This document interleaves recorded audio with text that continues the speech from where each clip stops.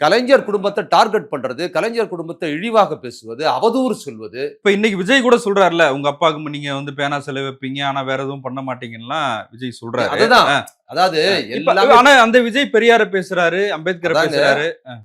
அதுதான் நான் முதல்ல நம்ம பேசியிருக்கிறோம்ல. இதுக்கு முன்னால சீமான் மாதிரியான ஆட்களோட திராவிட இயக்க எதிர்ப்புங்கிறது பெரியாரையே முற்றிலுமா எதிர்ப்பு தெரிவிச்சா இங்க போனி ஆகாதுன்னு தெரிஞ்சு போச்சு. இனிமே வண்டி ஓடாது அவர் வண்டி. அதாவது அதுக்கு மேல என்னன்னா லைம் லைட்டுக்கு நீங்க வர முடியாது. அந்த குறைஞ்சபட்ச திராவிட இயக்க எதிர்ப்போட பெரியார் எதிர்ப்பு, திமுக எதிர்ப்போட இருக்கிறாங்கல்ல ஒரு சிலர். அவங்கள அவர் சால்வ் பண்ணிக்க முடியும். அவரோட நோக்கம் புலம்பெயர்ந்த தமிழர்கள் மத்தியில் செல்வாக்கு பெறுவது சீமானுக்கு. இங்க செல்வாக்கு பெறுவதில்ல. அதற்காக தான் கட்சி ஆரம்பிச்சார். புலம்பெயர்ந்த தமிழர்கள் மத்தியில செல்வாக்கு பெறுவதும், பிரபாகரனை முன்னிறுத்தி தமிழ்நாட்டு அரசியலை செய்வதும், அதன் மூலமாக லண்டன், கனடால இருக்கிறவங்க கிட்ட செல்வாக்கு பெறுவது, நன்கொடை வாங்குவது, அதற்காக தான் அந்த கட்சி அவர் ஆரம்பிச்சாரு. அதோட நீட்சியாக தமிழ்நாட்டுக்குள்ளார என்ன ஆச்சுன்னா, இன்னொரு புறமாக இங்க இருக்கிற திமுக எதிர்ப்பாளர்கள், திராவிட இயக்க எதிர்ப்பாளர் அவரோட அணி சேர ஆரம்பிச்சாங்க. பல்வேறு நபர்ல இருக்கிறதுனால. அது ஒரு கட்டத்துக்கு மேல போகாது. இப்ப அவர் வந்து ஏன் அதுக்கு மேல வளர முடியாதுன்னா, அவர் வந்து முற்றிலுமாக திராவிட இயக்கமே தமிழகத்தை சீரழிச்சிருச்சுன்னு சொல்லி பேச ஆரம்பிச்சுட்டாரு. அதனால அதுக்கு மேல போக முடியாது. ஆனா தமிழ்நாட்டுக்குள்ளார திமுகவுக்கு பிற்பாடு அதிமுக ஆரம்பிக்கப்பட்டது.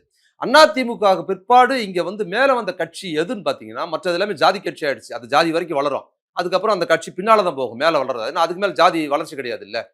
வளர்ச்சி கிடையாதுங்கிறது பிரச்சனை இல்ல. அதே ஜாதிக்கு அதே கட்சியில இருக்கிற ஒருத்தர் என்ன புறக்கணிக்கிறாங்க அப்படின்னு இப்ப ராமதாஸ் அன்புமணி வெளியே போய் போடுறாருல்ல. அது மாதிரி அந்த ஜாதியில இருந்து பிரிச்சுட்டு போற தன்மை வரும்போது அந்த கட்சி கீழே தான் போகும். அதுக்கு மேல போக முடியாது. அந்த ஜாதி கட்சிகள் கூட பாத்தீங்கன்னா, திராவிட இயக்க எதிர்ப்பு, திமுக எதிர்ப்பு பேசினாலும் பெரியார ஒத்துக்கிட்டாங்க. அண்ணாவை பத்தி எதிர்ப்பு பேசுறது இல்ல. நீங்க வந்து பாமக வந்து பாத்தீங்கன்னா, அது வந்து பெரியார் எதிர்ப்பு, இந்த மாதிரி அம்பேத்கர் எதிர்ப்பு அல்லது வந்து திராவிட எதிர்ப்பை வந்து அண்ணா மாதிரி எதிர்ப்பெல்லாம் பேசுனது இல்ல. சாதி கட்சியா இருந்தாலும். அது ஒரு கட்டத்துக்கு தான் போச்சு. அதற்கு பின்னால் சீமான் இந்த மாதிரி ஆட்கள் தான் பேசினாங்களே தவிர, விஜயகாந்த் ஏன் லைம் லைட்டுக்கு வந்தாரு மத்தவங்களோடனா, அவர் திராவிட கான்செப்ட ஒத்துக்கிட்டாரு. அதுக்குள்ள இருக்கிறாரோ இல்லையோ. அண்ணா நம்ம தலைவர், திராவிட இயக்கம், பெரியார்னு ஒத்துக்கிட்டாரு. அதே மாதிரி வைகோவும் முன்னால வந்ததுக்கு அது காரணம். இந்த கான்செப்ட தான் என்ன பண்றாரு விஜய் அதே தான் செய்றாரு. விஜய் வந்து அப்படியே திமுகவோட கொள்கையை தன் கொள்கையா ஒத்துக்கிறது.